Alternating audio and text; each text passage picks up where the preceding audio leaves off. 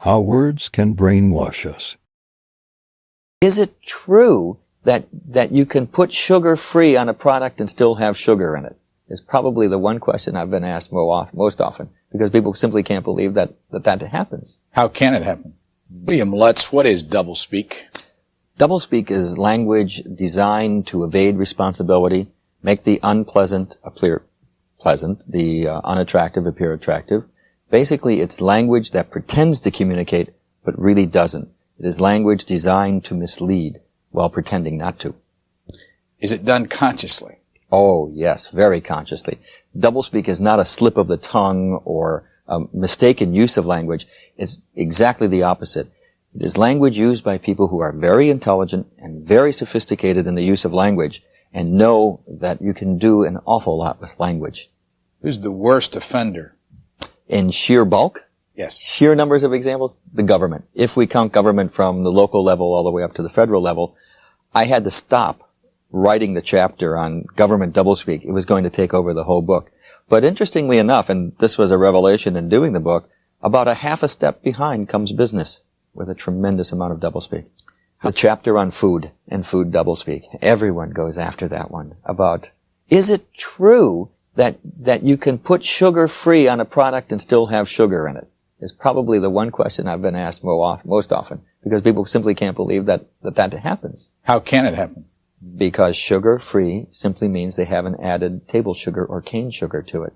They can add mannose, fructose, any of the syrup sweeteners, and still call it sugar-free.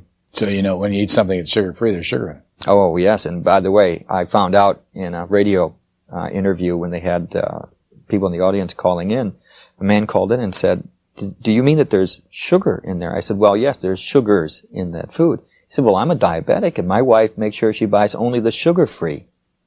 I said, you can't eat those. You have to use only the dietetic, because that's governed by law. Sugar-free isn't. Here's a man who was threatening his health through this kind of false labeling. What Chapter 2 is all about. Therapeutic misadventures, the economically non-affluent, and deep-chilled chickens, the doublespeak of everyday living. What is a therapeutic misadventure? I will tell you the incident, and then you can figure it out. In 1982, during a cesarean operation, the anesthetist turned the wrong knob and killed the mother and child. The hospital called this a therapeutic misadventure. 3 weeks ago in Los Angeles, according to the Los Angeles Times, in a series of incidents that the pathologist called incredible stupidity and incompetence, the surgeons killed the patient. It included slitting the patient's throat during surgery. This was called a therapeutic misadventure. How about economically non-affluent? That's what the president of the City University of New York called the poor students attending the City University. They came from economically non-affluent families. Deep-chilled chickens.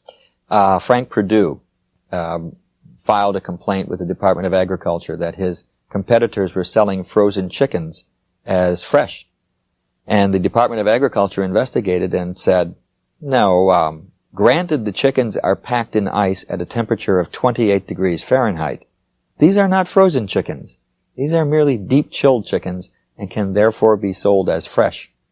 Orwell, in his two works, his essay, Politics in the English Language, and then really giving full-blown thought to that essay in his novel 1984, addressed the importance of language in society and the control and manipulation of language to control and direct society. I think the most important point in 1984 is that power grows not out of the barrel of a gun. Power grows not out of the thought police and rule by terror. It grows out of the power of language in that novel. The revolutionary act committed by Winston Smith right at the beginning of that novel is to keep a diary. In keeping a diary, any person who keeps a diary uses language to communicate with the self. You're talking to yourself and you're thinking through words about the world around you and about how you feel. That's why a diary is such a revolutionary act in 1984, because you are reasserting personal control over language. Then at the end of the novel, to parallel that scene, when Winston Smith has been found out and O'Brien, his torturer and guide, says to him, What is reality? Reality is not external. Reality exists not in the mind of the individual, which soon perishes, but in the mind of the party, which is collective and immortal.